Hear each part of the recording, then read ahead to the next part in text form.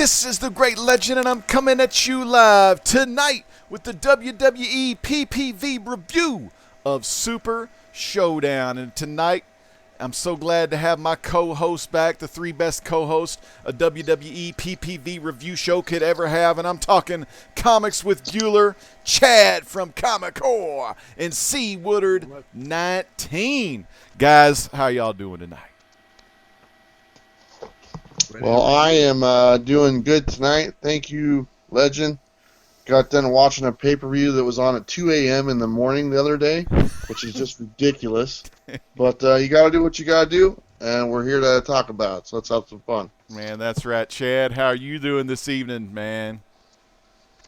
Got a lot of wrestle talk to talk. That's right, Doing man. good, though.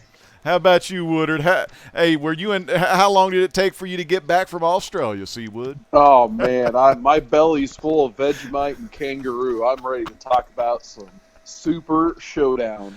Oh, man, that's what I'm talking about. But first, before we get into the matches and dive into this PPV review from the land down under, let's talk with the chat. And right now, they know where it's at. We got Brucey Bruce, Zayas the Cowabunga Kid, coming at us live. And he says from the land down under, the Super Showdown, oh, hell yeah, in the Stone Cold voice.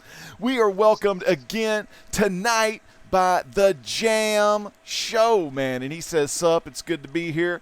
We got Simply Incredible Podcast, man. Thanks again for that awesome auction last night you attended. Dr. Silver Age. Rod, so good to see you. And we got Comics with Bueller in the chat telling people what's going on. And we have Niobe Comic, and he's ready to play some video games. So good to see Niobe Comic. Man, I tell you what, this was just a lot of matches on the card. What, about a 4-hour show? What y'all? Wasn't that about how much it was? About 4 hours? Yep. Man, but the first match, let's get on into the recap and give us them 5. Let's see if any of these things get up to the 5-star rating. Let's start with the SmackDown Tag Team Championships. The New Day versus The Bar. C. Woodard, take it away. What did you think about this match? We debated if we were going to review this about last week because we thought this was going to feel like a house show. Mm-hmm. And to me, this first match had that big house show vibe to it to me. That being said, like I said, it was a decent opener. Got the crowd, New Day always coming out first, gets the crowd going. So at the very least, it got the crowd on its feet, did its job. I would love to see the Bar take away the titles here. Cesaro and Sheamus, they've been busting their backs in the tag division. I could be wrong, but I think this is probably their first pay-per-view appearance since we started doing this show. So I was at least glad to see them, on the big stage finally. But I wish I would have had more of a chance and, maybe a title victory. That's what that was, man. It was. What do you guys think, Bueller or Chad? Either one, y'all take it away. Talk about the New Day. Go ahead, Chad. Okay, I'm gonna disagree with you, Wood. This is one of my top 3 matches of the pay-per-view. I thought there were some big pops in it. New Day was going hard, and the Bar Sheamus was hitting. He was kind of shades of old Sheamus. But with that being said, it was a solid match overall. But Xavier, what the heck happened to him? He looked like he had one too many bear claws.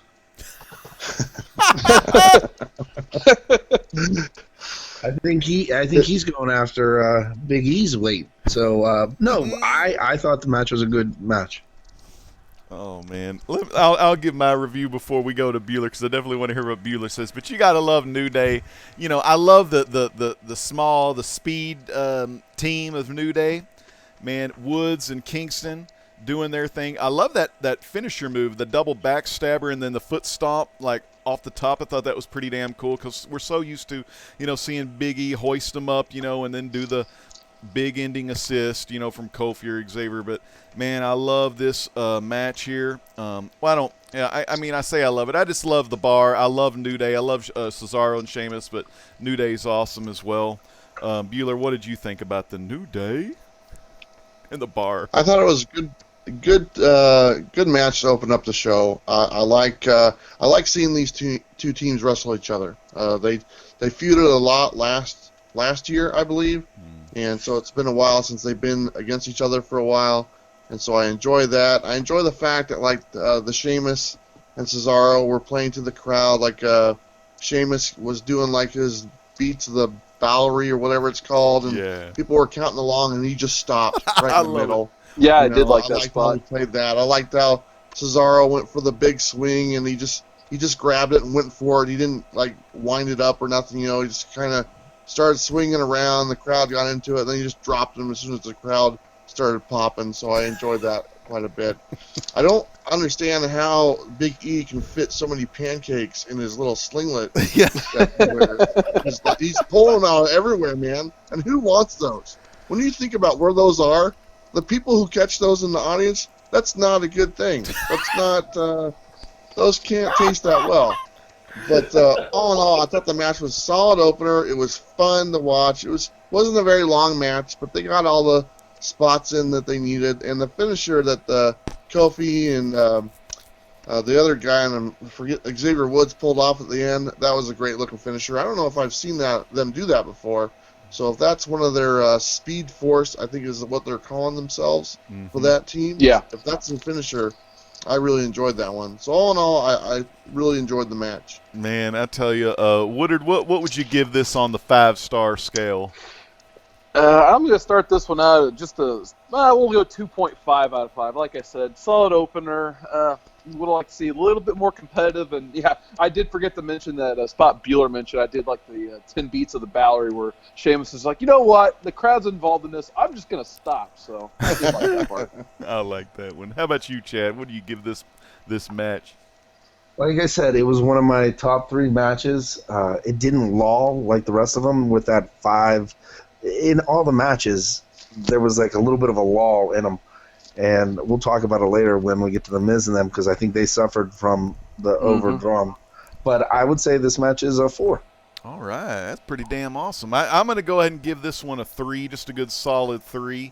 But I really had a lot of fun. Like the guys said, both of these teams, I mean, I love the tag team wrestling because these tag teams, you know, they're not just fighting on Mondays and you know, the Raws and SmackDowns. They're fighting on the house shows. They're fighting at the live events. And they just know each other so well. I'm giving it a 3. How about you, Bueller? I'd say 2.5 or a 3, somewhere in there. It's a good match. It's not something you'll remember a couple weeks from now, but it did its job. It got the crowd going, and it was entertaining for the few minutes it was going on. Well, yeah, man. That's what it's all about. Entertaining the fans, and like again one last time, that spot where he just shut the crowd's counting up. Classic heel. I mean, he's been doing it many years. Next match, SmackDown's Women's Championship, the Charlotte Flair and Becky Lynch. Damn, Bueller, why don't you start with this one? You're going straight to me on this one, huh?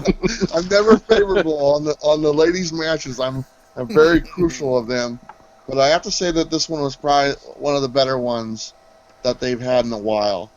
It's still not. I think the ladies, when I watched these two ladies wrestle in NXT, I thought they were better when they were in NXT than they are on the main roster wrestling each other. But it was a good match. You know, they're trying to make her a heel, and they just can't do it.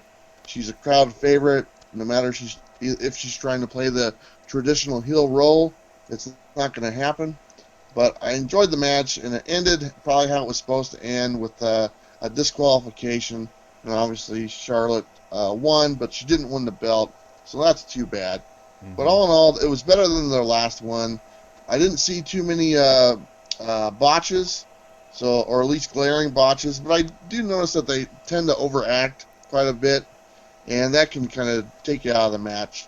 But it was better than their last one, so I enjoyed it. All right. How about you, Chad? What did you think about old Charlotte and Becky? So, Charlotte comes out. She gets a pretty decent pop. And if you notice, when Becky comes out, they don't announce her like they did Charlotte, because they announced it to the crowd. And she still got a huge pop. And it's kind of like WWE's like, no, we do not want you. She's supposed to be the bad guy. Boo her. And she owns that crowd. She is a baby face if there is ever been one. And I mean, I liked how it ended in DQ. There were a couple botches in there. To Bueller's point, this out of the other women's matches, this match was probably the least scripted because you have very talented people. The other ones, oh my god. I think Charlotte's been hanging out with Xavier Woods with those pancakes too. Damn. Oh, I don't think God. Charlotte can fit any pancakes in her outfit. No, I don't think she can fit them in there. But I mean, she used to have like a 15-pack or a 16-pack, Yeah. and I don't know what happened. She got upgraded up top, and then this happened. Woodard, what did you think? Once again, I thought it was a pretty solid match. I thought it was better than, the previous encounter last, I guess it's probably not even been a month, but like 3 weeks ago. Just kind of your guys' point, though. It's like they keep, they want to make Becky Lynch a heel. So they have this finish, which I thought was going to be a good finish. She actually drags the belt in. Ref doesn't notice, so then the belt just sits there. She used the belt, hits Charlotte, gets disqualified. So, this way Charlotte looks, strong because Becky can't beat Charlotte this time. But then what happens? She celebrates, she starts to walk off. Charlotte attacks Becky, and then Becky still gets the best of Charlotte. And at the end of all this, so I'm just like, do you want the crowd to boo Charlotte or cheer Becky or reverse that? I didn't really understand the post-match at all because of that. So, I mean, it was just very head-scratching why they would have Charlotte basically sneak attack a Becky that's going to the back, and then Becky still gets a chance to hit the Beck-sploder on Charlotte and leave her laying and raise up the belt over her corpse again. So, very weird finish. Becky did an awesome job after the match was over. Yeah. Bro, yeah, exactly. I was like, where was that during the match? Man, I tell you, this match was, very aggressive. It was an aggressive match. I did like that. I just saw like a lot of gritting of teeth and just big moves and just a lot of pain being delivered between both ladies, and I liked it. I liked how that belt was laying there on the apron, and you could just kind of see that coming, that perfect spot to just start wailing on Charlotte as she, attempted to get that bridge of the figure eight on there. But yeah, and I'm glad that the DQ stuff where Charlotte won because Becky was using the cheaps. I like that because it prolongs the whole their little saga. So I thought that was pretty good. I'm going to go ahead and grade this one a 2.5. What do y'all think about this one? I'll go with 2. I'll go with probably a 2. That's about right. Yeah, I can't put it higher than 2.5, so I'm going to leave it there as well. Yeah, but good stuff between those two. The second match action. I want to welcome Brian Spaceboy227 and PMC Poor Man's Comics along with Brucey Bruce back. He says he had an enjoyable show. And then Rod, Dr. Silver Age, said he really liked the Flair Lynch match, very physical match. So heck yeah, man. Let's see our third match, John Cena and Bobby Lashley against Elias and Kevin Owens. And man, let me just talk real quick about Elias doing some Thunderstruck and how the crowd just loves them some Elias. I thought that was freaking awesome. I loved Elias's solo. KO was in there just being an ass like any good heel. I loved it. And then, John Cena and Lashley, man, like a good tag match all around. I enjoyed this tag match. But like I said, the whole intro with Elias and Owens, that really kind of set this whole thing up. And then, of course, you have your big powerhouses, Lashley and Cena, taking over, hitting them with pretty much all of their moves and, hit the attitude adjustment. The 6th move of doom, that Mandarin punch. Dumbest looking thing ever. Chad, what was your thoughts on Cena and all this, doing this stuff? So the match, actually, it should have been Elias and KO versus Bobby Lashley with a run-in with Cena. Mm-hmm. I mean, that Lashley just got in there and got pounded on for the majority of the match. And I have no clue what Cena. I mean, Cena's haircut. What is going on with that? That is the weirdest. It looks like a younger LBJ. It is And weird. and then lastly, the 6 moves of doom. Well, it's a punch. Yeah. Isn't the 4th move the knuckle shuffle a punch too? But it's What not charged up. makes this punch more powerful than the 4th move of doom? Bruce said that he learned that from Jackie Chan. They must have a movie coming out together. Because supposedly Cena was in China, wasn't he? Or he's been in China lately? He's like living there and training with this Jackie Chan's dojo or whatever it is. But the worst part about it is that Cena grabs the mic and he thanks the crowd for having him, and he loves being here. This is his home. Life has changed. He wants to thank the crowd for letting him perform. My problem with it was, how about the other 3 guys that actually did perform? Yeah, I didn't think about that. Damn. Like, cool. You should have. So, yeah, that was that match. Woodard, did you feel the same way? How did you like it? So first of all, I got to give Kevin Owens and Elias credit. Like, you can pair Kevin Owens with like a mop, and he'll make an entertaining duo with it. Just think back to his duo days with Chris Jericho and Sami Zayn, and now Elias. Like, this guy is just gold. Like, so the pre-match was awesome. Like, I guess Thunderstruck is now the theme for Australia. So kudos to Elias. That was awesome. But I was just thinking of some other moves today while I was at work, like the worm, the people's elbow, the Hogan big leg drop. All of them pale in comparison to the Mandarin Punch, the 6th move of doom. All I know is if Bumblebee gets hit in theaters this Christmas with that 6th move of doom, that's going to be a short Transformers movie. But seriously, I don't understand this match. It was so ridiculous. Like Chad hit on most of my points I was going to hit on. Like, you have Lashley doing all the heavy lifting in the ring, and then he sells forever. He loses his headband / his spirit, so then he can't do anything. So then he finally tags in Cena, and Cena literally hits all 6 moves on Elias with this ridiculous charge-up back fist punch, which, reminiscent of Captain Falcon from Smash Brothers with the Falcon Punch. So then he hits it. And then, he has the audacity to get the microphone and give this, heartfelt speech to the Australian crowd, 70,000 strong. So I'm just like, what message are we sending here? Like, you have this, the most ridiculous finishing move I've seen for years. And I swear that sucked the energy right out of that crowd. They didn't even know what to make of it because, he gets tagged in. The crowd's on fire because they get to see John Cena wrestle. He does the 5 moves like usual, of course. So, it seemed like most of the people there were actually Cena fans, so the crowd was pretty loud.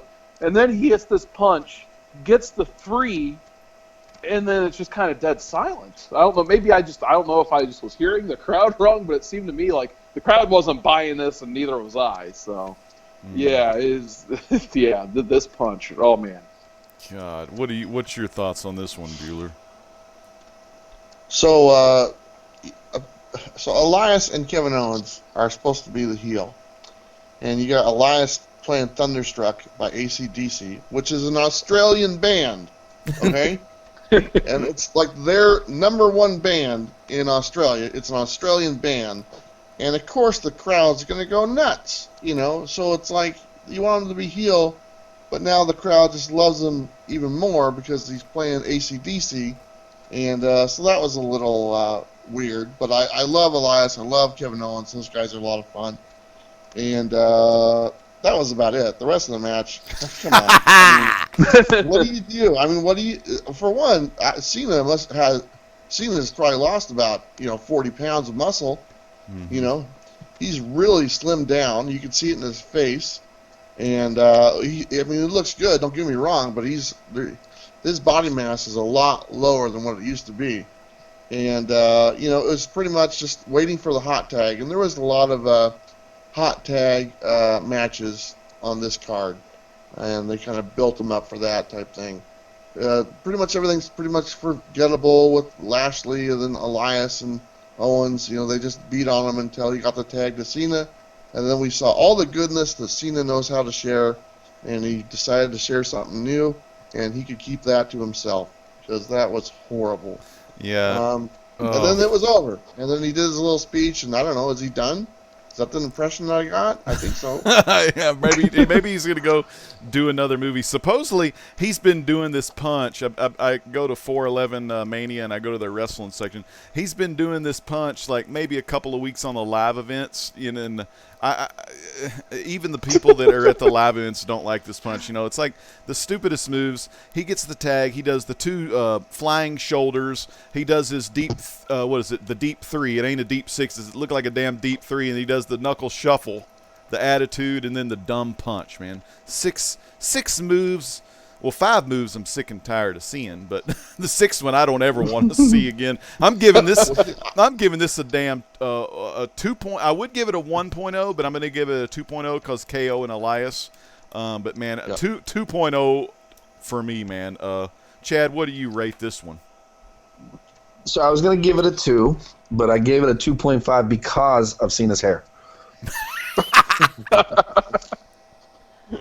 Oh, Wood, man, what do you think, man? I was totally going to give it a 1.5 also because of Cena's hair. So you're working your way backward.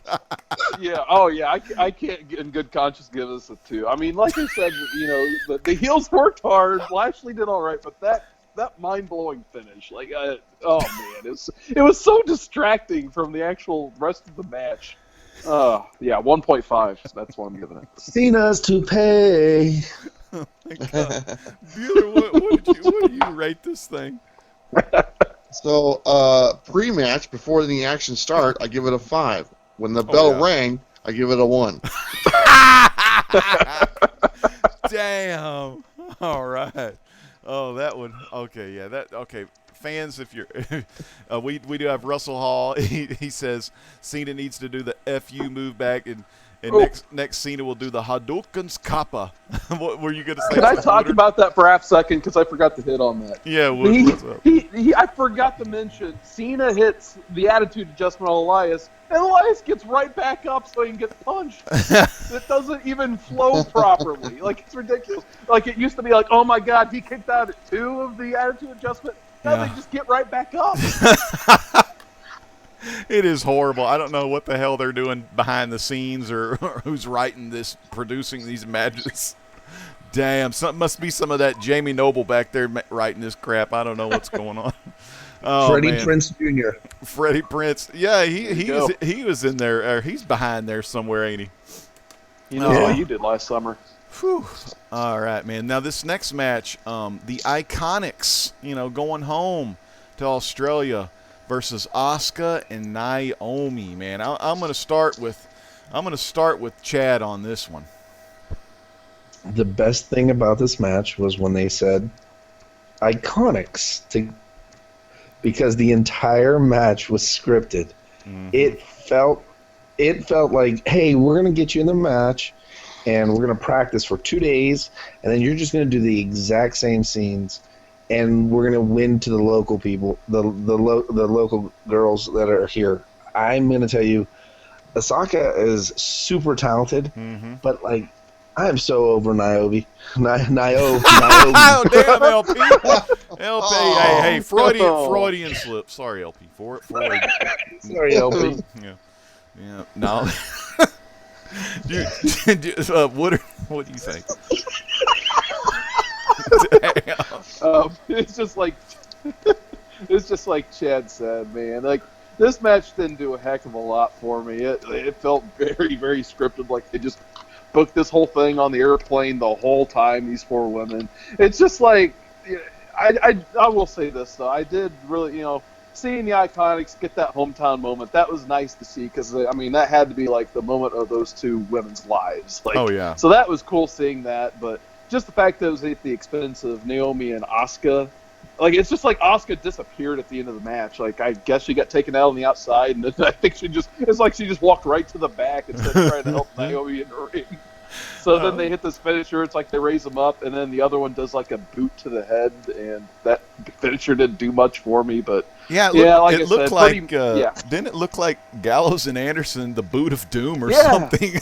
Yeah, something like that. So yeah, this match, I mean, it felt like, after the Cena punch, the crowd needed a little bit of a pee break and a beer break. So this match, I guess, filled that void. So there you go. Well, for me, that was the thing. It totally scripted, like Chad said. I mean, it looked like they'd probably been talking about it on the whole plane ride. They'd probably been practicing the exact same match at house shows, just with different finishes. But man, I tell you, the only good thing about this match is, like you said, I mean, I guess they did a tryout in Australia 2 or 3 years ago, and then they made it to the NXT stuff, and they did all that. So they've had a long journey. So it was good to see them get that win in front of the hometown crowd and everything. And man, you could probably tell they were probably going to get all teary-eyed when Vince would give them a little hug, because Vince loves hugging his ladies back there. But I'm going to go ahead and give it a 2. I mean, I would probably give it a 1.5, but 2 because the hometown girls, they got the victory. Bueller, what do you think about this one? So before we get into the match, so Chad just had his Hulk Hogan Superdome moment just a little bit ago. Oh yeah, that slip. Like when Hulk Hogan was out there with The Rock and Stone Stone Cold Steve Austin, and said that they were in the wrong place. So way to go, Chad. That was awesome. I love those. Not too many chair shots. Yeah. But about the match, this is what I call a pizza match. This is where I go get my pizza. Yeah. And that's exactly what I did when this match came on, because I knew exactly what it was going to be.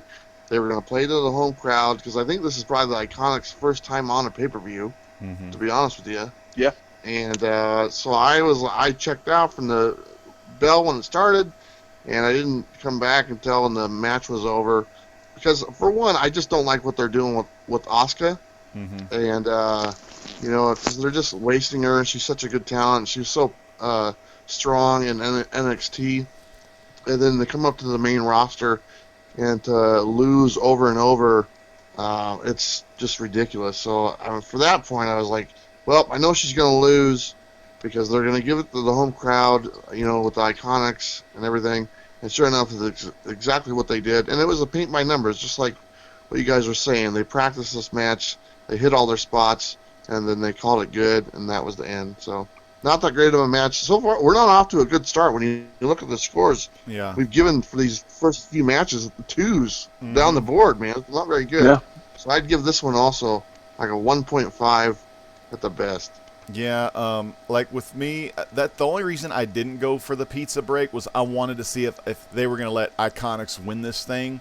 And I'm really glad they did, but you're right about Asuka. I mean, the whole thing with Charlotte and Becky, that's going to tie that belt up for a while, so no telling. I think Asuka's going to have to just be paired with Naomi for a while, and then hopefully I would like to maybe see women tag team wrestling, just to see, like tag belts, I mean. But I still, I'm still good with a 2 on this. Chad, what do you give this for the rating? A rating? I'm gonna say a 1.5. 1.5. How about you, Woodard? I'll go with you, Legend. I'll say a solid 2, just because, like I said, at least they got the feel-good moment, I guess. The crowd really did enjoy it, that ending, so I'll give them that. It's just a shame someone like Emma never got that moment in Australia. I thought she was a better wrestler than either of these two. Definitely. And she never got the time of day. Another former Australian WWE superstar there. Would have been nice to see her at this pay-per-view getting that type of moment. So, 2 out of 5. And, of course, Bueller gave it a 1.5, and Woodard propping it to Emma, the old Tanel, or whatever her name is, Dashwood, whatever she goes by now. I think she's just cooking with Tanel. Is she Ring of Honor? I think she might be Ring I believe of Honor. so. Yeah. So Yeah, she's in Ring of Honor. And she'll hopefully be back one of these days in WWE if WWE uses, WWE just never did use her properly, I thought.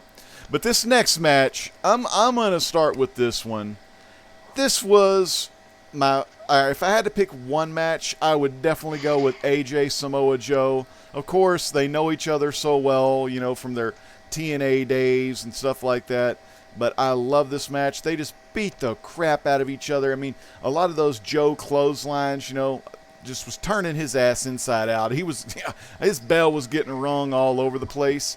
And then the whole deal with the table deal where Joe's knee got messed up. Of course, the selling of the leg, and then Cole and Corey and all them like, oh, did you hear him? He said it popped, blah, blah, blah. And then, that pretty much allowed Styles you knew he was going to end this thing with the calf crusher, But, man, I just love this match so much. And I'm going to go ahead and give my rating for it right now. 5 out of freaking 5. Bueller, what do you think about this? Styles and Joe. I thought it was a really great match. This is kind of the match I was probably looking forward to, but a little bit of backstory, which is kind of interesting. So, AJ Styles was on SmackDown on this last Tuesday, was actually here in Portland. Okay, so they did the show here in Portland. He wasn't on the show itself, and he did like a segment like he's from home, and he's doing a Skype call on the Titantron or whatever, and they did a whole thing. He never actually showed up at the show to wrestle, but he was actually here signing autographs, like down the street from the arena. So a little continuity problem there by WWE if he's supposed to be in Alabama or wherever he's from. So I didn't appreciate that. But put that aside, I just wanted to point that out because my buddy Sam is in the chat, and he went to the show anticipating to see AJ Styles, and he didn't wrestle, so that's too bad. But as far as the match itself, I really enjoyed it. I love watching these guys wrestle. It's hard-hitting. A no DQ match with these guys is exactly what I wanted to see because they're going to use everything to their availability, and they did. And I love how they sold it, and I was a little surprised. I really want Samoa to win the title. I want this title to go back and forth between these guys for a while. And apparently, and this is going to tie into a match later, they've already have a new opponent for AJ Styles, at the next pay-per-view. Yeah. And it's not Samoa Joe. So if this is the end of the feud and we didn't see Samoa get a chance to hold the title, that's too bad. And that's going to actually affect my rating on this. And I'll give that to you when you come back around. Awesome. How about you, Bueller? What do you, Bueller? Yeah. Oh, can you give it to me now? I'm just let me tell you. That was another Freudian slip. Really good. I had a hard time. No, go ahead. Sorry. Go Woodard. I'm sorry, Woodard. That's fine. Look, Bueller. I bet he was at an autograph signing, and he got a call from Wendy Styles. Heard a rattle in the bushes. They probably had to get a first-class jet back to Gainesville, Georgia, the night of SmackDown. So there you go. Hashtag kayfabe. Yeah. But anyway, this match, is definitely top 2 matches of the night. Probably the best of the AJ Joe matches. It's just a shame that the storyline's gotten really weird on SmackDown. Yeah. So there's been that, but at least we had a hard hitting match. I love the beginning where they kind of just they got rid of the whole we got to stand in the ring and do the ring introductions forever. They just got that out of the way. And they stared down at each other, took off their gear, and just started smashing each other in the entrance ramp that was really long. So that was a cool shot of them kind of just eyeballing each other and then attacking each other. Yeah, exactly. Yeah, it was like a showdown at the Old West. So that was awesome. But, yeah, you can tell these guys have been wrestling each other for 10, 15 years at this point because they had some cool spots. Very hard-hitting. Both these guys were scratched and bruised up. They had to get the blood gloves out like every Joe and AJ match. But kind of like what Bueller was saying, I feel like this was Joe's last opportunity for the WWE title. So I kind of hate that, AJ's moving on because if Joe didn't win it here, I don't see when he would ever win it at this point. So that's going to affect my grade a little bit. But I was actually a little happy and a little shocked at the same time. This match ended with a tap out. With Joe tapping out, I can try to think if I've ever seen Samoa Joe tap out. So I thought that was a pretty cool way for AJ to get some of his heat back after this weird storyline where he's having to beg Samoa Joe not to go to his house, and then him flying to his house and almost crying on his couch. So to get a tap-out victory over someone as, a big bad dude like Samoa Joe, I thought that was pretty cool. Damn straight, man. What about you, Chad? What'd you think about it? Straight up, AJ and Joe tore it down. AJ hit that 450 splash on Joe's knee. Yeah. And I'm telling you, these two, you can see the chemistry. Now, I know we're going to be talking about it here later, but I don't think this is over. I mean, I see it continuing all the way up to WrestleMania, and that next match, I see a double DQ or some interference being run by Miz and Joe. So I'm kind of stoked about that. Maybe even tag these two guys up. Run those two guys together for a little bit. But Daniel Bryan is a good wrestler. Don't get me wrong, but he's no AJ Styles. AJ puts on a performance, and that guy puts everything. He leaves everything on the mat, in the mat. Damn, man, So- he does. I'm with you all the way. This one, and we'll talk a little bit about the classic Bryan, Daniel Bryan and the Miz thing. But man, I tell you, just a good. I really enjoyed this, man. I love AJ, and like y'all said, man, it sucks that Joe is a big proponent, and in any of his shoot interviews he does, Joe is always talking about how good the WWE is and how it's the best company he's worked for and everything. So he's doing all the right stuff behind the scenes. He's not dicking around on Twitter like Corbin was, or being stupid about stuff back there. I'm ready to see. But I'm ready to see him win the belt as well, just like Bueller said. But man, I tell you, and we'll talk about it after the Bryan and Miz match. But man, so Chad, what was your rating on this one? This one, I'm going to give a 4.5 because of the hard hits. Oh yeah, how about you, Woodard? Yeah, I'll also go 4.5 just because I almost wanted to go 5 out of 5. But I really wanted to see Joe win here. However, that being said, AJ is my favorite guy in WWE. I'm glad he got that victory. And like I said, he got some of his heat back after some weird, wonky storylines last month on SmackDown. Damn. Bueller, the match of the night. What do you think? I don't know if this is the match of the night. I think on this one, when I look at the two guys, I ask myself, can it get much better than this match? And I really don't think so. So as far as what these two guys can do together. And for that, I'm going to give this match a 4.5. The only reason it's not a 5 is because I would like to see Joe win the title. Mm-hmm. But in the ring, the whole match from start to finish, one of the best ones I've seen in a while. Awesome, man. Yeah, one of my favorites. One of my favorite moves is when he does that little standing moonsault from the middle rope, and then he turns it into the inverted DDT. Oh, that move, I mean, it's just so flawless. I mean, it's like nothing. I don't see any wrestler out there. I know Kenny Omega's pretty damn awesome over there in New Japan, but here in the U.S., man, AJ still just the phenomenal one in my book. Let's see, the next match, Ronda Rousey and the Bella Twins against the Riot Squad. Damn, Woodard, I'm going to start with you on this one. All right, I'm going to have to get some shovels out because the Riot Squad got buried at the end of this one. Man, but to go to the review of the match, it was a little bit of a drag for me with the Bella Twins versus the Riot Squad, but then it was a hot taggy show, I know, but probably the best hot tag of the entire night was the Ronda. She continues to just get better and better in the ring. I know she's getting a lot of the, same moves, kind of like, your John Cena's and your Roman Reigns, but that arm drag she does looks like she's going to tear someone's arm off. So it looks really cool and very brutal at the same time. But then she gets the double tap out on the two members of the Riot Squad. And I'm not a Riot Squad fan, but I felt kind of bad for them. But yeah, at the same time, Ronda obviously looked very strong here. With that being said, I don't know where they're going into Evolution with Ronda. I feel like there might be a little animosity with her and Nikki Bella brewing because for whatever reason they started off the match. Nikki really wanted to go first, even though Ronda was ready to go. Mm-hmm. So I don't know if that's like a little push into the direction of Evolution where the beginning Nikki of Bella's, the animosity, beginning of it right yeah, there. Exactly. Yeah, so I don't know if they're going to push toward Nikki Bella versus Ronda Rousey for that Raw Women's Championship just because I don't think Nikki Bella has been around since the women's championship era. She was like the last long reigning Divas champion. Mm-hmm. So I'm guessing she wants a shot at that Raw women's championship just so she could say she had that one too.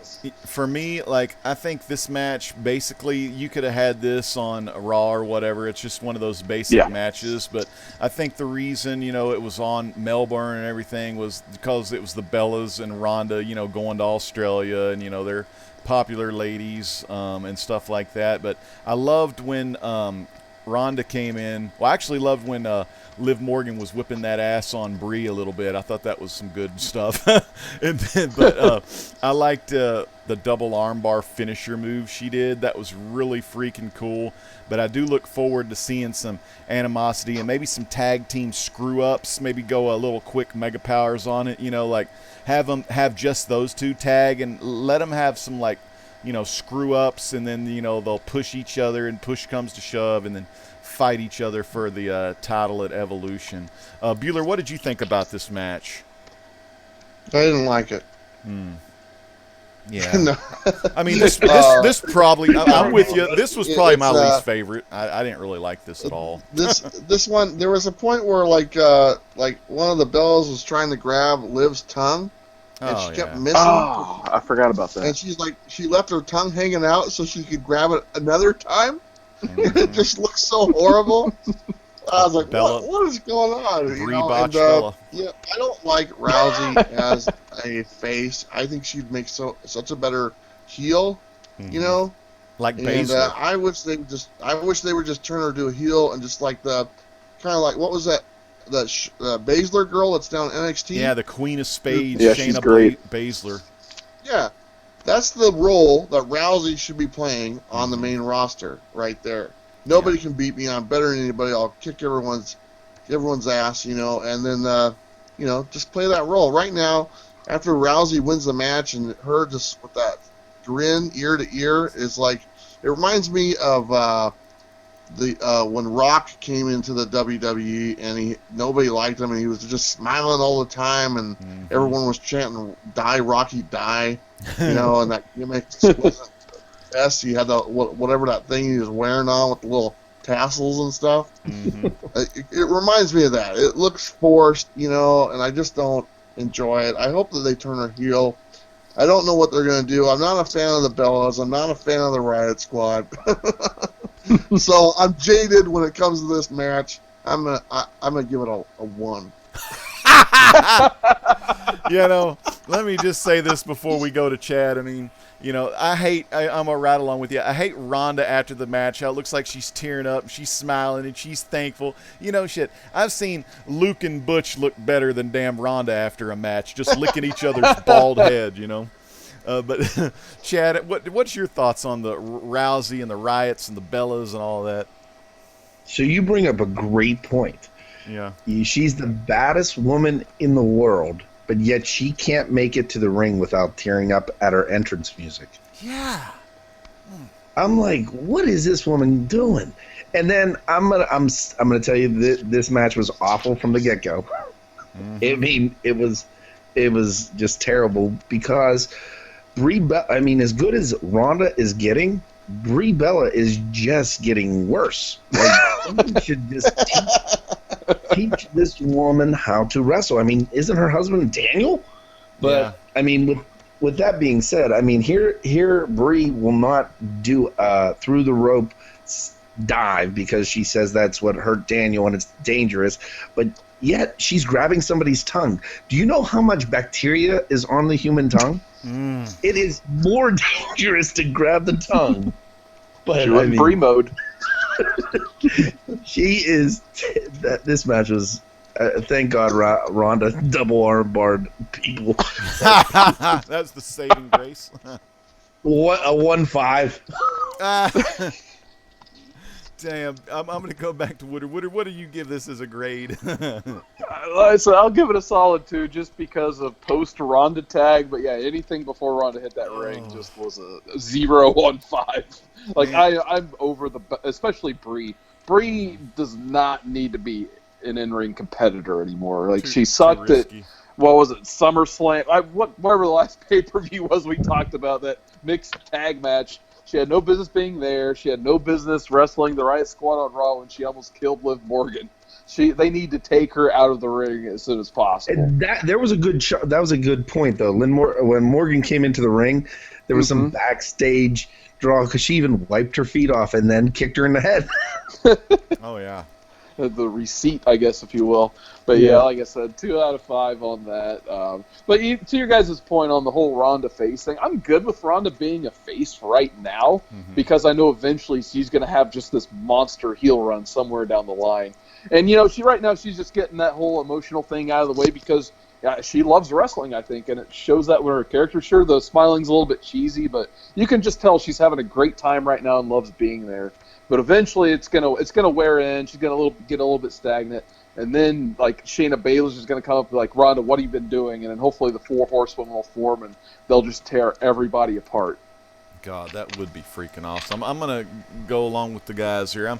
I'm giving this a damn 1.0. I mean, the only thing I look forward to is Nikki and Ronda. Like, I hope they fight at Evolution. I would actually like to see Nikki win. Maybe turn Ronda, just get her pissed.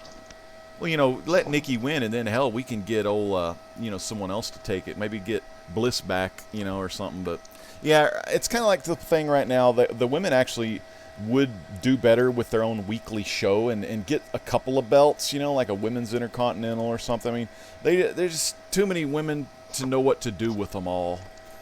That's a good thing, but still they might need to do something about that. Now this next one, we had a Australia's very own Buddy Murphy against Cedric Alexander. Damn. I'm going to throw this one straight up to Bueller from the get-go. The Cruisers. What did you think, Bueller? So let me tell you about this one. So I wasn't up at 2 a.m. watching this pay-per-view. I watched it later that day. But I saw some of the results, and one of the results I saw before I watched it was the result of this match. And I fast-forwarded to watch this match first for the whole card. And because I knew these guys are really good in the ring, and I was excited to see that they were going to be on a pay-per-view, and not like to start the card, but they were like smack dab in the middle of the card, in between some of the key matches and stuff, and it did not disappoint. These guys are awesome. Buddy Murphy has come so far. I mean, he was part of that one tag team with like high something, or with Bliss, Electric Boogaloo. I don't know, something like that. The stupidest stuff that was ever. Just a horrible tag team. And he's trimmed down. And he's 205 or whatever it is. And these guys can wrestle. Cedric Alexander can wrestle. Buddy Murphy can wrestle. And they had the time. They gave this match, a nice little chunk of time to do its thing.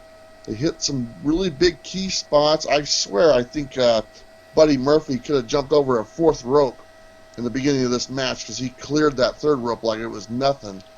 And Cedric hit his moves, his finishers, and Murphy kicked out of his finisher. And I think that's probably the first cruiserweight to do that.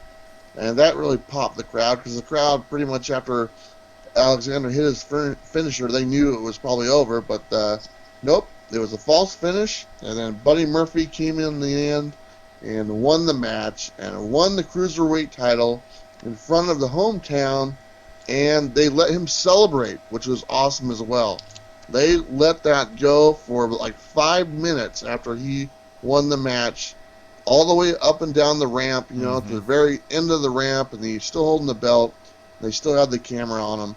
So this was probably my match of the night because it was unexpected, and I was just happy to see it on the main card. Man, I'm telling you, I'm going to go next on this one. This was such a freaking awesome match.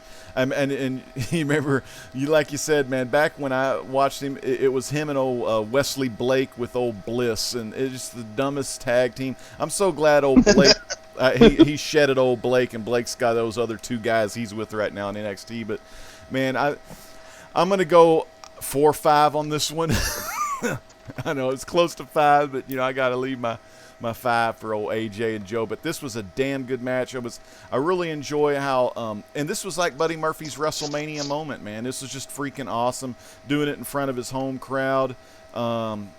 Just just freaking awesome. I mean, damn. Chad, what did you think about this one? This was my match of the night. It was a 5 for me. Man. What was some of your favorite stuff?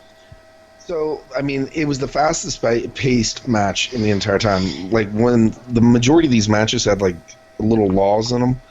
Even the AJ had a little bit of a law when they were walking around, but this was going non-stop. And some of the moves that they were pulling off of the ropes, I mean, Rey Mysterio is crying in his mask right now because he's like, oh my goodness, I'm so proud. These cats killed it. And I mean, Buddy Murphy, just the sheer emotion when he got the belt and he's sitting there and you could see that was a story. I mean, they told a story through wrestling. And there wasn't any build up. I mean, I'm not a big 205 guy. I'll openly admit I don't watch it. When I watched this match, I was like, oh, this is awesome. Even though Buddy Murphy was the same shade as his beard by the end of the match, it was my 5-star match. I mean, these guys left nothing. Freaking awesome. How about you, Woodard? What do you think about Buddy Murphy and Cedric? Oh man, yeah, I'm right with Chad. This is my match of the night right here.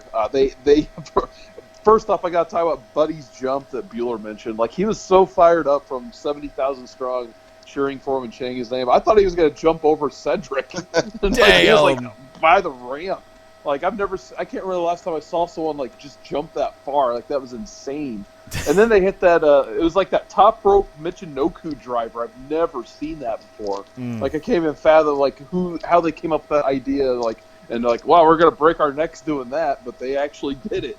And then the other big move for me was the standing Spanish fly. Oh, I love that. Like, that was just usually that's like a big finisher off the top rope. And then they just did it like completely randomly, standing in the middle of the ring with two people. Like, so just some of the moves they were pulling out in this match were just amazing. So I really hope. Like, I'm not a huge 205 guy because we now live in a world where we have to watch Raw, SmackDown, NXT, the Mae Young Classic, a pay-per-view every 3 weeks, and then somehow 205 Live. So, Facebook, unfortunately for me, Mixed Max Challenge. Yeah, Mixed Max Too much Challenge. crap I forgot to about watch. that. So, yeah. So sometimes, unfortunately, 205 Live gets lost in that huge shuffle of basically daily wrestling shows now.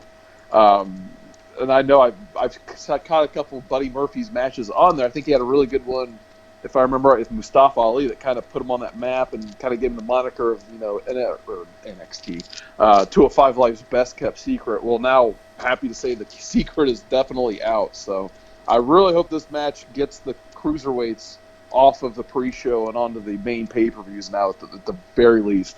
My only drawback is I wish it could have been my boy Drew Gulak who got that title change last month. But, hey, this was great too. Damn. What was your rating on it again? I'm going 5 out of 5. 5 out of 5. How about you, Bueller? What was your rating on it? I would say if I was going to give a 5 to any match, it would be this match. So I'll go ahead and give it a 5. Just, it's more of like a 4.5, but a 5 just for the emotion and everything that went along with it. So it's going to get a 5.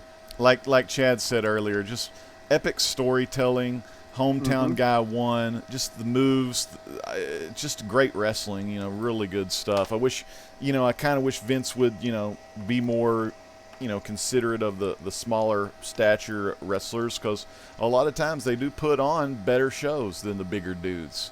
Speaking of bigger dudes, damn, somebody's gonna get these hands. We got the Shield, the Braun Strowman, Dolph Ziggler, Drew McIntyre. Man, let me start out with this one. The Shield coming down there looking like Reptile Scorpion in a Sub-Zero coming out of the crowd.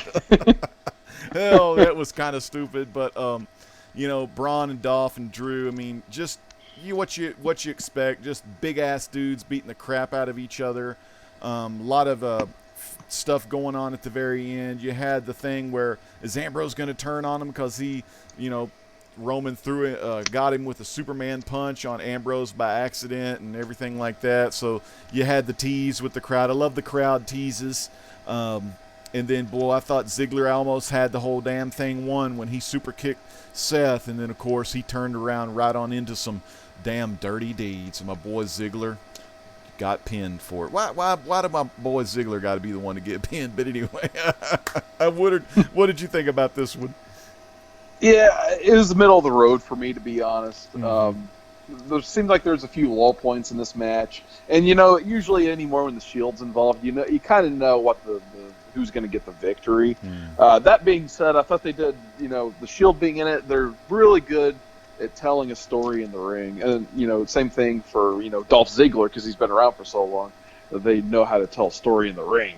But I really like the spots where they had that misfire where Dean Ambrose actually a Superman punch, so that starts the tease of will he turn, and then they all get up on the apron, and Dean gets on the apron with the bad guys, and then of course Dean makes his decision to stay with the Shield, but then after that he's having trouble on the outside with Braun Strowman. He's going to get put through the barricade, but then Roman Reigns takes the bullet for him, kind of as a receipt earlier for Superman punching him. So I thought that was a pretty good spot, which I will also say this about that spot. I loved how during the last matches they had to have like the worst caution tape job up the whole rest of the show. Like it was all crooked and saggy. But then, back to the match. Rollins also had to take a bullet for him too, so he took out Drew McIntyre, so I thought that was pretty good. And then Dirty Deeds gets the win. So, yeah, like I said, though, middle of the road for me, but the story and the finish I thought made up for it a little bit. Awesome, man. How about you, Bueller? What did you think about the Shield and the other guys, the bad guys? It was okay. I've always hated when the Shield would come through the audience for their entrance. It's always bugged me because it always takes too long. Yeah. So, and you're all looking for them and stuff, and oh, there they are and stuff, and then you're just waiting for them to get to the ring. So they're doing that again, so I don't like that. So I'm being critical on that, but oh well. But, this reminds me of the old Shield versus Evolution matches that we used to get when the Shield were together when they first came to the main roster. And this reminds me a lot of that, and there's a lot of great wrestlers involved. About half of them I like, another half I don't care for. Obviously, they're teasing the possible heel turn of Dean Ambrose or something like that, or maybe not a full heel turn, but a turn against his fellow Shield members or Roman Reigns for that matter, which I would be okay with that. If they pulled the trigger on it, I understand. I would like it, and but really I thought the match was okay. It was pretty much it was a house show match. I kind of looked at it that way. This is the type of match that you get like after the show's over and they do like a main event for after a show and stuff like that. This is kind of what that match was. And all the belts were there. That's the thing. The whole Raw men's belts are held by all these guys. So none of the titles were on the line. No tag teams for the Raw, no world champion, no intercontinental champion. They're all held by these guys. And it's a 3-on-3 match. So we didn't get any defense of any titles. So I was a little disappointed about that. But it served its purpose. It was entertaining. But yet it still is kind of forgettable at the same time. Yeah, Justice League versus Legion of Doom. Chad, what did you think about this one? So I think in a conversation with C. Woodard, at one point you said, I think it was you that said it, but when did the Shield become a demotion? The Shield is over. I mean, they're not using it right. I mean, honestly, if they would have brought these guys to the ring and then had the Dogs of War come out, it just made sense that the heels have a little bit more. They're carrying a little bit more weight, and with Ziggler, I love Ziggler to death. If he's going to be a heel, I think he needs to lose the shiny silver pants. Yeah, go black. Go with his black pants. Yep. This match, the best part about it is Renee Young saying, and since Dean has come back, he's got a whole new attitude and a new look. I mean, you live with the guy, dude. So how's that going on for you? But on Ambrose, Ambrose and Rollins. I mean, Rollins got his butt kicked the entire show. It was like those old days where Benoit was in there for like about 30 minutes getting his ass beat on the 4 horsemen. But I wrote this down, and when you're watching this match, it's sad when your champ is the worst competitor in the ring. Oh, damn. And Chad's talking about Roman. Yep. Damn. Yeah, I mean, I don't get why we're trying to push him. I mean, yeah, he's a Samoan that's related to The Rock, but I think the other Samoan should have a belt around his waist who's not related to The Rock. Damn straight.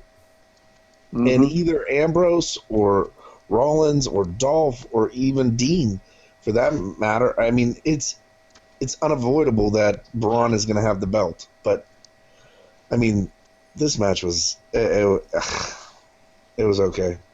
Damn. Well, I tell you, I'm going to go ahead and give this one just a 3.0. You know, just kind of in the middle. Woodard, what do you give this one? Yep, I'm going to have to go that middle road, 2.5. Lots of house show vibes like we discussed. You know, when the Shield's involved, they're going to win. So, going to the Dean heel turn one more time, everyone's just like, you know, when are they going to pull the trigger? We want it now. I think they're at least going to get through Survivor Series kind of like they wanted to last year. That way they can have the inter-brand war or whatever, where the Shield has to fight somebody once again from SmackDown. And then probably around TLC time and going into the Rumble, then I think we'll finally see Dean start to completely turn on the Shield. But for now, I'm kind of good with what they're doing with all of that. So, but yeah, 2.5 out of 5. Bueller, what was your score on this one? It's 2.5. I mean, it was a decent match. It wasn't anything you're going to remember tomorrow, but it wasn't bad, you know. So right in the middle of the road, 2.5. And Chad, what's your final vote on this one again?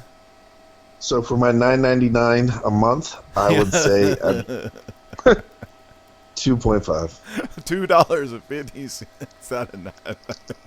Damn you, Roman. Now, Roman did have a nice little DDT. I don't know. He kind of underhooked somebody's arm, you know, kind of had a little minor, maybe a little millisecond of chain wrestling into a DDT. That was kind of cool. But, yeah, other than that, Roman saved the day with a spear through the barricade. And that's all you get from Roman. You get a spear, a Superman punch, and geez, I don't know when he learned that DDT, but that did look pretty good for his 3 moves of the night. Now the next one, maybe Cena. yeah, less moves. Yeah, than I'd say Cena. maybe Cena will learn. He'll teach Roman how to do the Mandarin punch one day. Oh man, this next match was a pretty fast match. Daniel Bryan versus The Miz, and it was to become the winner would become the #1 contender for the WWE Championship. Of course, we know through earlier in the night was going to be AJ Styles. Oh man, I'll go ahead and start with this one just real quick. I mean, maybe they, were running out of time, or I don't know, but it just seems like such a damn waste of time to fly both of these two guys out to Melbourne for like a match that ended in about 3 minutes or 2 minutes or whatever it was. But I mean, because these guys are capable of so much more. But I'm thinking with them, dropping the deal down where, okay, the winner of this Daniel Bryan and Miz thing will face, AJ or Samoa Joe. Of course, it'll be AJ. But I felt like what Bueller said earlier. I mean, Joe should have at least won the belt. I mean, AJ and Joe, you could have had this damn thing going on 6 months to a year, and it would still just be fun, as long as they write up some good stories about it. So, yeah, that really sucks for Samoa Joe. But we see, Daniel Bryan get a quick little roll-up pin attempt and wins the match, man. 1, 2, 3. So we'll have Daniel Bryan against AJ for the freaking belt at the Crown Jewel. Now, AJ and Daniel Bryan, I mean, I remember seeing this Ring of Honor match they did like in the mid-2000s, and Daniel Bryan won that one. But, dude, that match was freaking like a wrestling technician's clinic. I mean, I'm sure they probably won't be able to do that match again, because that was like years ago and they were a lot younger or whatnot. But I think it'll be cool, and then I hope AJ beats Daniel Bryan, though, because Daniel Bryan beat AJ at Ring of Honor for the belt. So I hope, I hope Daniel Bryan loses, and maybe Miz. I hope Miz actually will come out, screw Daniel Bryan, and then Daniel Bryan will lose to AJ, and then maybe continue the Miz and Daniel Bryan feud. What did you think, Bueller, about this quick match? Well, I went to go grab a cup of water, and it was over. Yeah. So it was only, I think the match was less than 2 minutes, if I'm not mistaken. And it was, I'm pretty sure they didn't plan it that way. I mean, do you guys agree? I think they were running low on time, and this is unfortunately the match that they decided to cut, because I don't think they would ever put a match out there with these two guys and have it go for 2 minutes and call it good. I agree, so man. It's very disappointing. I don't know what to say about it. I mean, I understand for a number one contender for the Crown Jewel, because the Crown Jewel pay-per-view is probably like another show that's a overblown house show type thing. It kind of seems what these ones are. So there probably won't be any title changes on that one. But, I was disappointed because I was looking forward to seeing a good match with these guys, and we didn't get anything. I don't think it's their fault by any means, So it's hard to judge this match. It's hard to give this match a grade because I don't think it was under their control. So I felt kind of bad. We didn't get to see what they can do. So it's unfortunate, to be honest. How about you, Woodard? What did you think about this one? Yeah, you mean to tell me they have a 4-hour wrestling show where they fly the stars like The Miz and Daniel Bryan, they book tickets from the U.S. to Australia. They fly them all the way out there and have all the publicity and all the advertisement going into this match. And it was one of the few matches on the card that actually had, kind of something on the line that, was going to, not, I guess, change hands.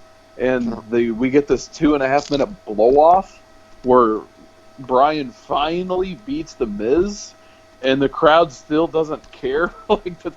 Some of them were booing. I don't think there was any way that this was planned. So I'm with you guys. So there was a coup or something going on to where somebody mismanaged time on the show or something. But of all matches that had to happen to, it just sucks that Bryan and Miz got their match. That had to have been a cut, I think. Unless someone was injured, but they still wanted to wrestle. But I don't think they take any chance at all with Daniel Bryan at this point.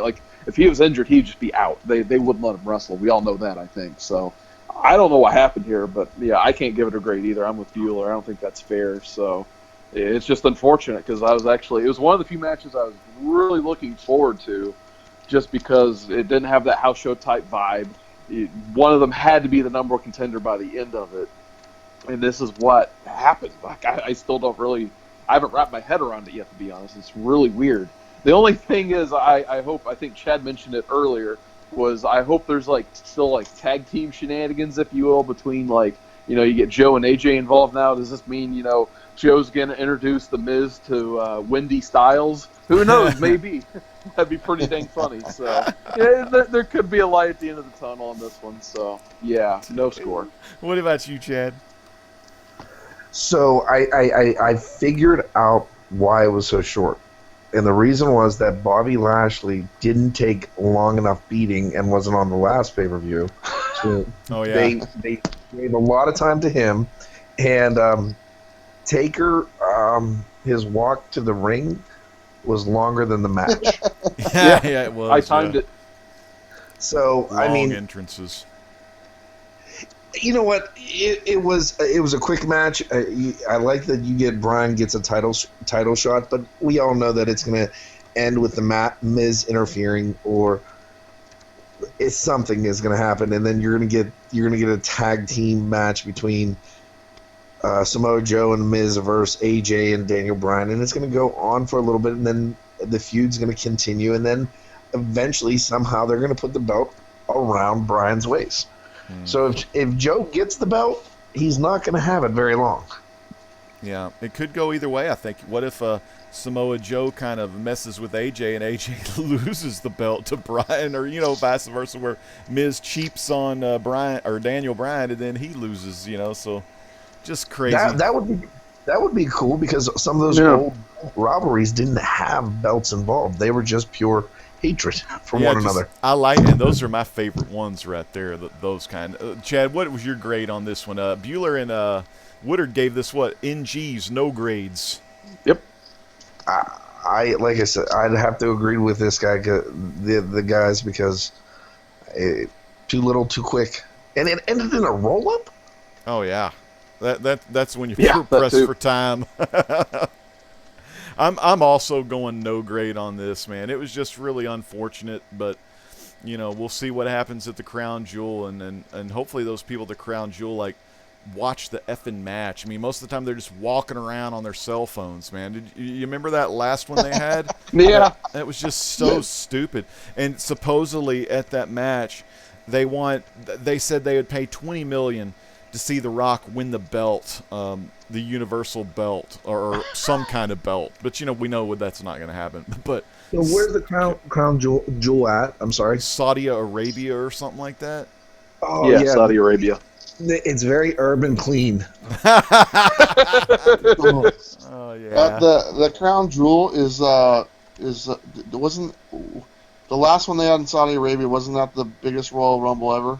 Yeah, the greatest Royal Rumble. Or the greatest one. And didn't Braun Strowman win that belt for winning the thing? Is he going to wear that belt finally, or what? Oh. Yeah, it looked like a Christmas belt or something. Yeah, it was like green. Was it it was like red a and championship green? belt, but he's green, but he's never worn it before. Yeah, he needs to curious wear it. About that. Wear it to the ring when he tries to go for the Universal title. No, he's more comfortable wearing his tore-up pants than that ugly belt. That last one, it seemed longer than 4 hours, though. The last time they were there. Yeah. The greatest Yeah, Royal you're not Rumble. wrong. It seemed like it was like What, a 5 or 8. 6? Yeah, something like that. Pre-show was 2 hours, plus 4 or 5 hours. 9 hours. I thought it was WrestleMania all over again. Oh, man. And then we're down to the final match, man. Total freaking throwback style right here, man. I thought we was in the Attitude Era during this match. Oh, man. Woodard, I'm going to let you start with this one.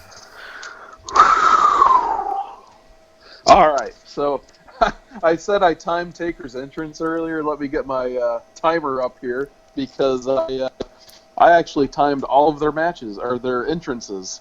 So let me bring this up, because, as we said the last match, it was 2.5 minutes long between Daniel Bryan and The Miz. So first up, we had Shawn Michaels. He at a respectable 1 minute 32 seconds.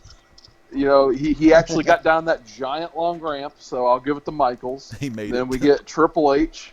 So Triple H, kind of respectable for Triple H. 2 minutes 51 seconds. That was shorter than I expected Triple H to be, doing the whole Motorhead entrance, spitting his water, going to the turnbuckle, and all that stuff. Mm. So 2 minutes 51 seconds, not bad. But the MVP of entrances for me had to be Kane. A lot of Kane fire. only took, he had all fire, had a big bang. Only took 1 minute and 16 seconds, so thank you, Kane. you had one good thing you did tonight. But then we get, dong, here comes The Undertaker.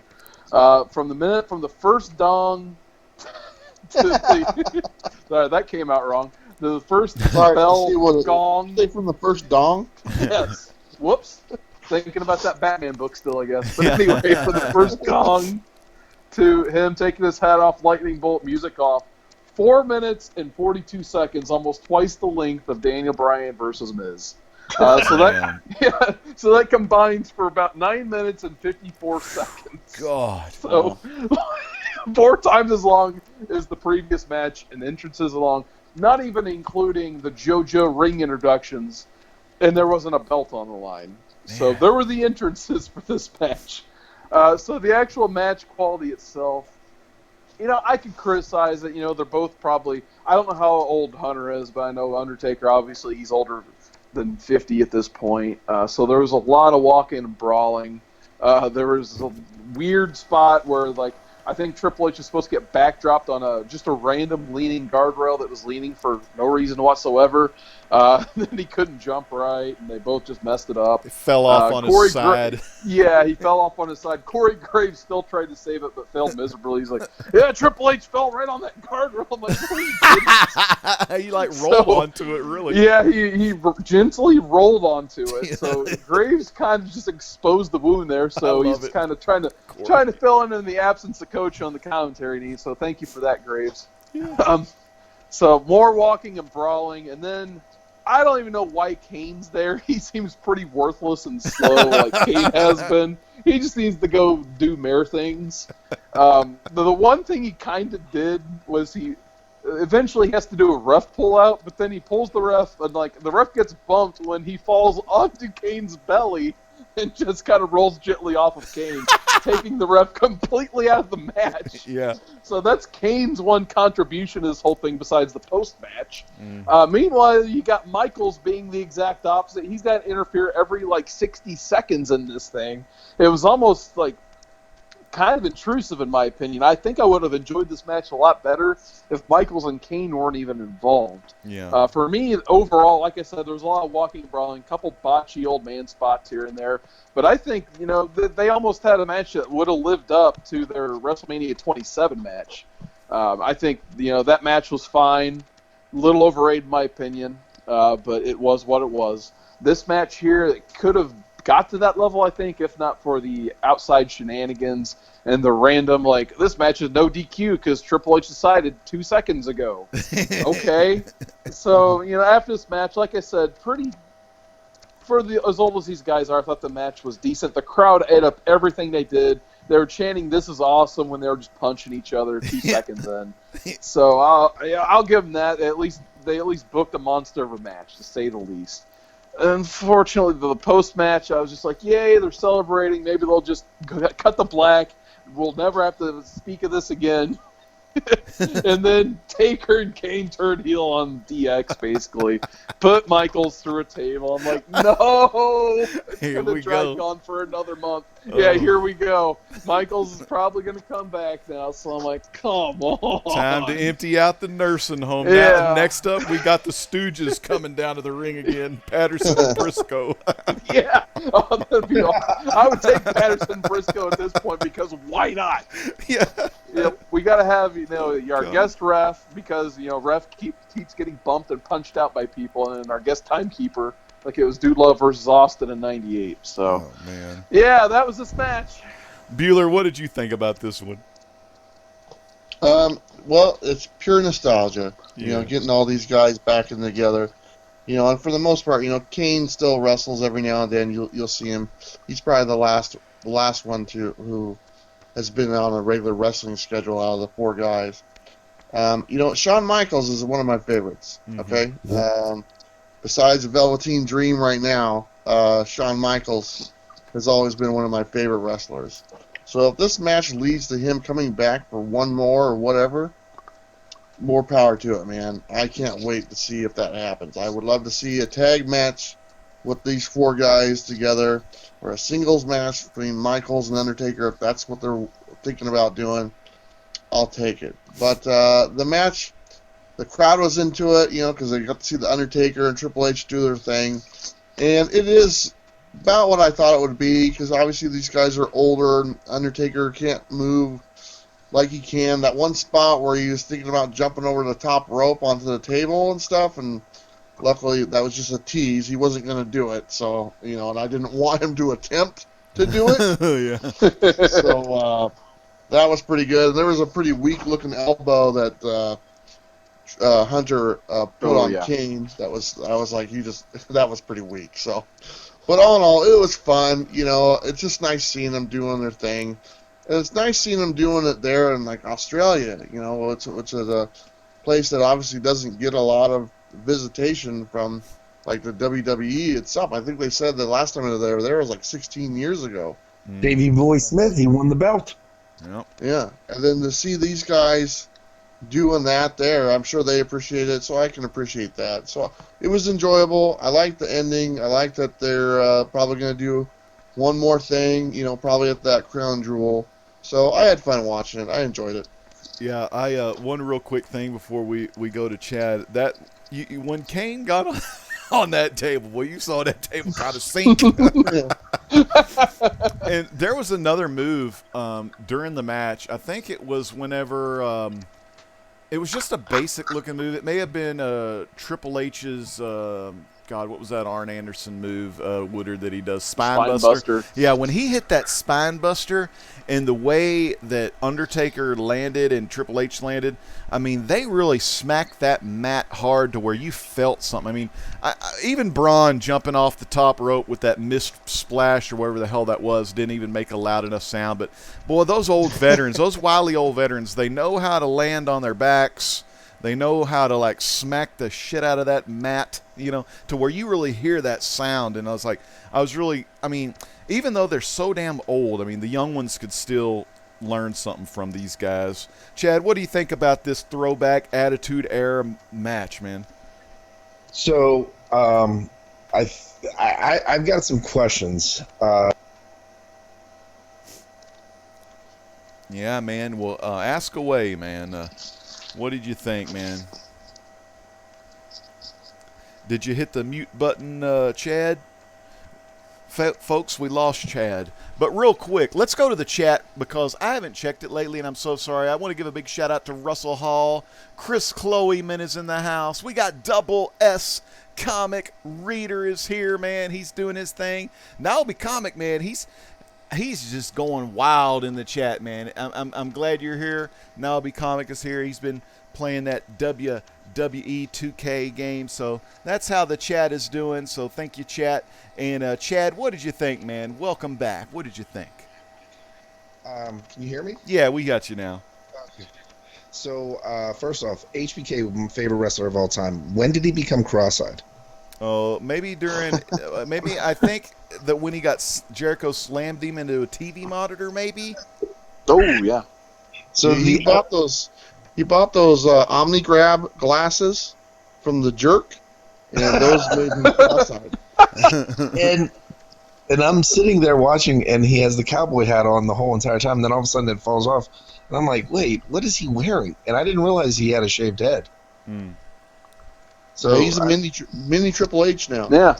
It was getting a little odd. I mean, hopefully he'll wear a wig like Taker does at the next match. But I mean, Taker's entrance brought a whole new meaning to Dead Man Walking because I think he may have died on his way in there. Literally, the match as it ended when they were all, hugging it out after the match, and literally I think it took them 4 minutes to watch the fireworks go off, and Taker took every minute of those, every 4 minutes of that just to breathe. He's like, yeah, he was breathing pretty loud. But the best part about it is, and I gotta admit, I got chills when I saw Taker take it old school. Oh, so and good. When he walked on the ropes, I was like, oh, good for him. He got a titanium hip. Hey, little do the people know it's the guy that's taking the move is like leading him down the ropes, kind of balancing him while he holds him up on those ropes, holding hands. I'm sitting there watching this match. Oh, I mean, there was a lot of they would just limber over to the corner and hit each other, but overall, it was very nostalgic, and I'll give it a 3. Damn! All right, man. I'm gonna go ahead and give it a 3.5 just because I love the nostalgic action. It's good seeing anytime I see Kane in there. I like old Kane, man. He's so damn cool, even though he's just way on up there and everything. But I loved it too. What did you give this one? I'll bump it up to a 3 just because I didn't prefer seeing this match. You could tell those 70,000 fans really appreciated what these guys were doing in the ring. I guess Michaels is going to come back. I just hope if Michaels does decide to come back, it's not just to wrestle other old people like Taker, Triple H, and Kane. Like how sweet would it be to be like somehow like maybe see him wrestle an AJ Styles or something? That's what I would like to see. if he's really seriously considering a comeback. Just give a rub to somebody who's the best they are now instead of fighting your friends. So hopefully something good comes of it. Yeah. How about you, Bueller, man? I've given this rating like a 3 to 3.5. It's about what I expected from him, because of the age of the competitors. But it was enjoyable, and I just like seeing him in the ring.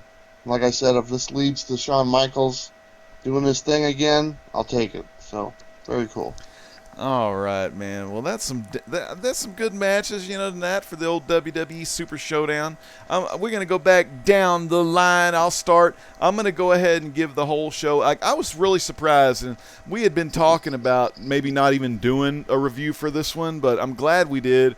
I'm gonna go ahead and give this the whole show 3.5 out of 5. Woodard, what do you give it? Yeah, overall, I'm going to give it a 3. We had a lot of house show style matches, as we discussed, but we had 2 really standout matches. Once again, AJ and Joe delivered better than any of the other matches they've done so far. And that cruiserweight match, like, the secret is out on those guys, hopefully. A couple hidden highlights I got to mention real quick, just stupid things. And the first one is someone on the hard camera sign had a replica Virgil Wrestling Superstar sign holding on over the hard camera like he has that Lonely Virgil banner he has. Oh. And the second goes out to the special shout-out to the floor audience of that Australian Super Show because, man, they had to sit on the cheapest, crappiest patio furniture I've ever seen in my life. Like, Triple H got back body dropped on one of these things, and like he almost just destroyed it by destroying his back at the same time. I was watching I watched as much as I could tolerate of this 2002 SmackDown house show that they posted on the network, which was the last show they had from Australia, that same dome, and they had the same patio furniture then than they do now. So I thought that was really funny. Dang. What about you, Chad? I'm gonna give it a 3 overall. I thought you were almost going to a 4. No, there was 3 solid, but there was a lot of. I hate to say this, but the women matches were terrible to me. I mean, tonight, I think they're gonna get better, but I don't know. A strong 3. If they're gonna keep on bringing back some of these old guys for the show. We may have lost Chad again, but bringing back these old guys to the show, maybe include them, fight some younger wrestlers, or maybe do some 50-year-olds versus some 30-year-olds or something like that. That's what I think. So we'll see if Chad comes back. I do want to give a big shout out to JoJo's Comics all the way from the Women Cave in Vegas. JoJo's Comics is here. Chad, what were you saying about the older guys, the older wrestlers? I was going to say it would be kind of cool if they did like a Royal Rumble of the legends. Yeah. Just one time at the greatest Royal Rumble. But, yeah, I'm enjoying their pay-per-views. They just got to improve on some of the writing right now. Yeah. Storylines are down. Some of those storylines, man. So what'd you give it? Do you give it a 3.0? A 3 it is. Well, that's pretty damn good, man. How about you, Bueller? What do you give this thing? I give it a 2.5. And really, I mean, you take away 2 matches, and this is probably one of the worst pay-per-views I've seen in a long time. I mean, we had 2 really good matches. We got the AJ Styles match and then the Cruiserweight match. And pretty much everything else that we talked about was either a 2 or lower.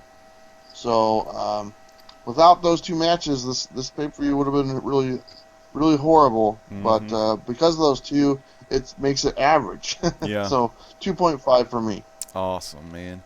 Well, I had a lot of fun talking about this one. The old freaking Super Show-Down, man. I actually had to look at the damn titles. I forgot what the name of it was. But man, I tell y'all some names. It's forgettable. I know. I tell y'all some names I do know, man. I know my C. Woodard. I know my Chad from Comic Core, and I know my Comics with Bueller. Let's go down the line. C. Woodard, what do you got on your channel coming up this week? Just once again, 7:30 p.m. Eastern, Tuesday night live stream. We'll see what I find this week in the dollar bins at the comic shops. Yeah, just looking forward to that. And I might have to do a community support video this week. Usually I like to try to do one contest video a month for, a couple YouTubers out there. Haven't done one for a minute, so I might try to put one of those out by next Friday. So we'll see about that. But yeah. And then, of course, Comic Core, 10 p.m. Eastern every Friday night. You never know what's going to happen live on the Comic Core. Man, that is right, Chad. What do you think, man? Tell us about this show the hottest show on Friday night, the Comic Core. Yeah. The Comic Core, it was an awesome show this past Friday. We had Chad Ciccone as a guest from Action Labs. I don't know who the guest is this week. I know Comics Misexplained was up in New York, and he made some connections, and there's going to be somebody on there. I think we'll know by tomorrow, but it's a great time that I get to hang out with these guys that are on here. I'm actually probably not going to be on there this week. Got some things that I have to take care of, and I know the three of these guys will hold it down, but more importantly, the reason I keep on getting cut off is I'm trying to download a game so I can try to join the Legends League. Yeah, we're gonna be doing that pretty soon. It's the WWE 2K19. I'm gonna have me a league on my channel. It's gonna be a lot of fun. I mean, bring your favorite WWE superstars. I don't really know how to create wrestlers very well, so I prefer using like the real wrestlers. But you never know. I may make a goofy wrestler or something and try that out. But yeah, I'm looking forward to that too. I'm hopefully going to play tonight if anyone wants to play. I'm not going to stream or nothing. I'm just going to practice some of the online game modes. I haven't played all the modes yet, but I'm super excited to play that.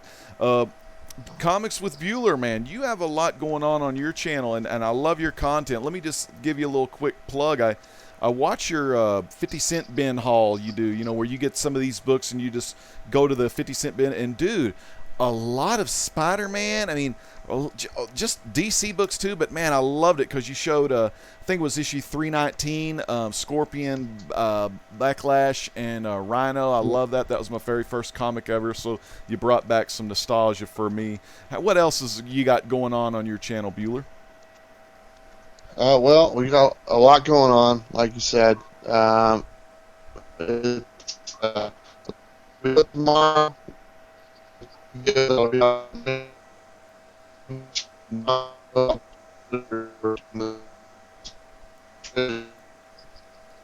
and you're right, man. I love it, man. Tuesday, obviously, is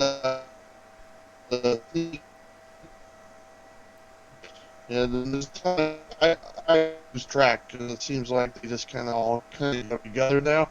Yeah. So, but the channel's doing really well. We picked up, honestly, 350 subscribers last week. So, whoa, so awesome. I don't know what it is, but I'll take it, and I'm having a lot of fun doing it. And Comic Core, Friday nights, 7 o'clock Pacific Standard Time, 10 o'clock Eastern Time. You can find me on there with all these other gentlemen. And we have a lot of fun doing it. And also, I do a live stream too, I guess. Yeah. Mm-hmm. Friday nights before the Comic Core, Comics with Bueller, 5:30 Pacific Standard Time. You can come hang out, and that's the fun time as well. Yep.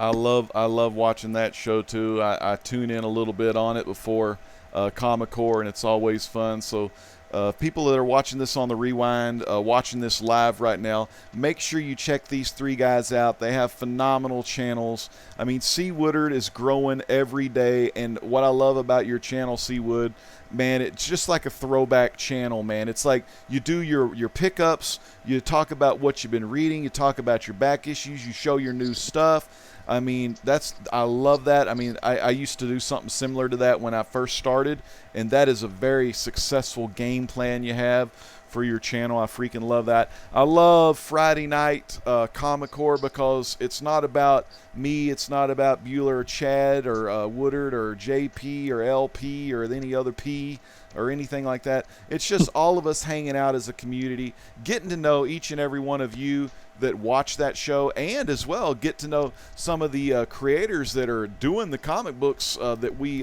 so love and enjoy.